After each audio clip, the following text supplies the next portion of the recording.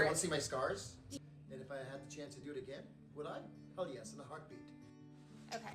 So my dad gave a kidney to his brother, my Uncle Jude. How long ago was that? What, 20 years ago? 20 years ago. Okay. So now my uncle's son, so my cousin Josh, needs a kidney. So because my dad was a living donor, I thought we'd ask him a couple questions about what it was like to be a living donor. Why did you decide to donate? It was a very easy decision. If I could give someone life and giving my brother, someone I loved, additional time in his family, it was a no-brainer. Did you have any pause, like when you were? Oh yeah, I was scared. I had plenty of pause. In fact, somewhere in the process, I even decided I wasn't going to do it, and I actually called the doctors again and said, no, I have to within 24 hours. So yeah, it's a tough decision. What was tough about the decision? The tough part was, what if my daughter, you, needed a kidney, had the same genetic flaw that was passed on from my parents to my brother and now to his son. Right. And would she be left stranded without a donor? That was my biggest pause. Was there anything about like the procedure itself or like that scared you? I was scared. And if anyone says they aren't scared, they're probably not being honest. I think the fear of the unknown. So I would say is educate yourself, which I didn't do too much of because apparently when I did this in Canada 20 years ago, this was the first handful of laparoscopic kidney transplants they were doing. What was the testing process like? So when you were like, okay, I think I want to do this, Yeah. what did you do first?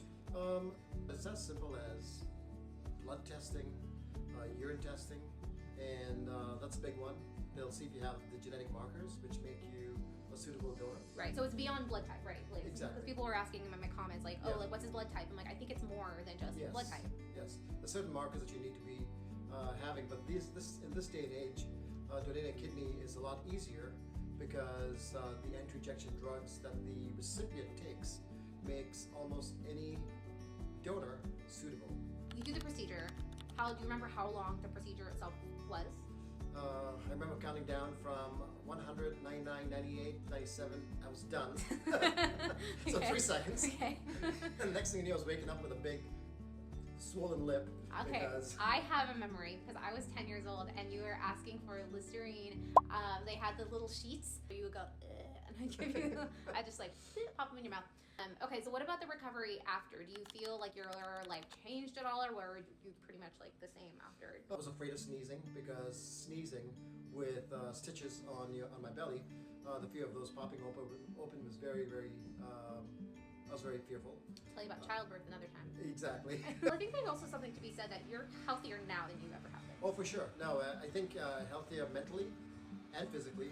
I feel better now than I did when I was 30 years old, honestly speaking. I work out more. I've got a new lease on life, a new expectation of life, knowing that I feel so fully fulfilled, if that's even the right terminology, fulfilled, that my purpose, I feel, was to be able to do something for somebody else. And if I had the chance to do it again, would I?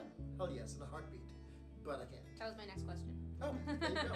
When I was observing you, remember I was 10 years old, but like Jude going into that surgery looked like almost gray. And then after, it was like he had just like color back all of a sudden. It was like almost immediate that like he just looked better.